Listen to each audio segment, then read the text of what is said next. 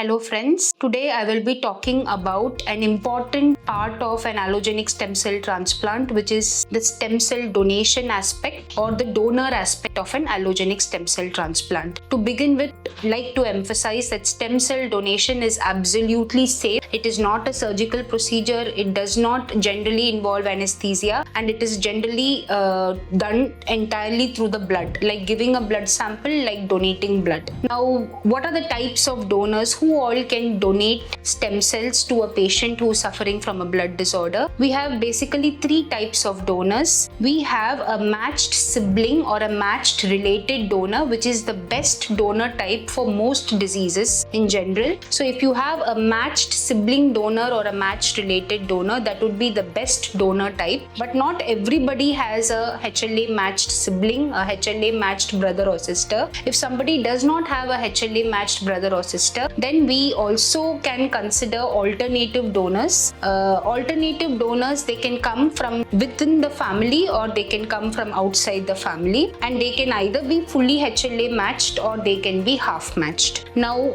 we can find fully matched donors outside the family in registries, and this type of transplant is called a matched unrelated donor transplant.